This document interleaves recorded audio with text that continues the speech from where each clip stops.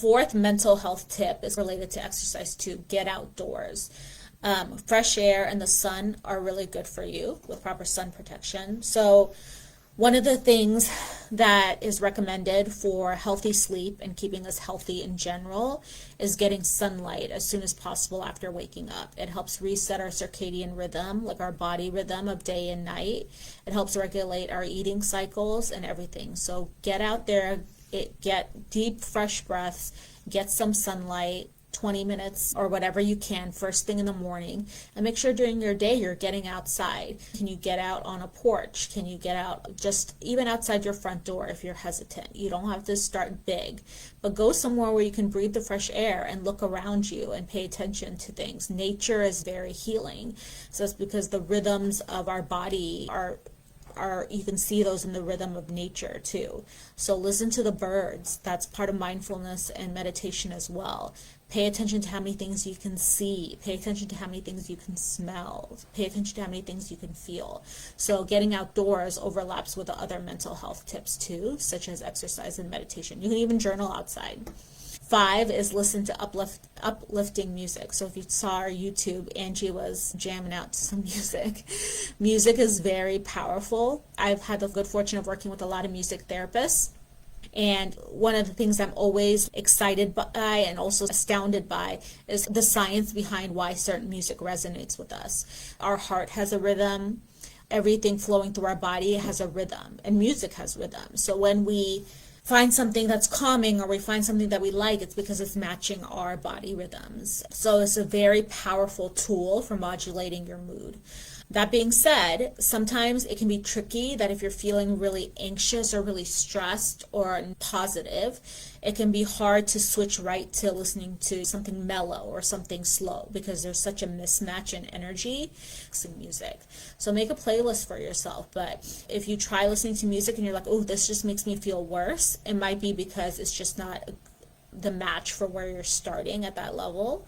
So experiment with it. But again, if you have music therapy accessible or access to that at your rehab place, take advantage of that. You can ask your OT, you can ask your doctor, you can ask your family, but just experiment with it. Music we all have access to, and it doesn't have to be listening to music. Sometimes playing music, lyric analysis, like going through the lyrics and talking about what that means to you, all that counts as using music for your mental health. Okay, and then number 6, eating a healthy, balanced diet. This one lately, we've gotten a lot of questions at the Stroke Foundation from a lot of people across the country. Is like, what should I eat? Or I'm confused. My doctor said this, but then the dietitian said this, but then I'm reading this, right?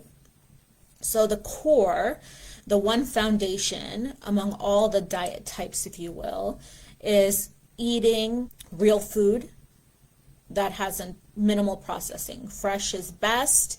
Or I shouldn't say fresh is best, because frozen is good too, like frozen vegetables and stuff. But eating stuff that it's in its truest form, that hasn't been manipulated, or no sugar added, salt added, fat added, preservatives added to make it last long. A general guideline is that if you're going to a grocery store, stick to the perimeter of the grocery store because that's where the fresh food is. So that's the broadest guideline.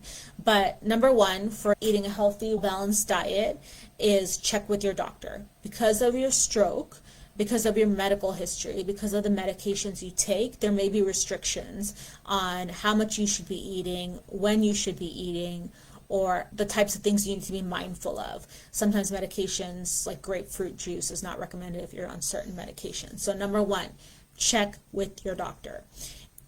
Once you have the clearance from your doctor, then this is the hard part, but it's worth it because it'll become automatic soon, is to make a list of the foods you enjoy, make a list of the foods that are in your budget, and kind of do an inventory.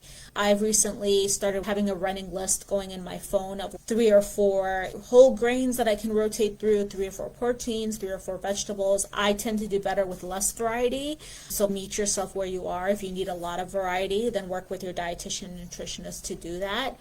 I've yet to meet anyone who didn't reap a positive effect from eating food that wasn't filled with stuff that your body doesn't recognize.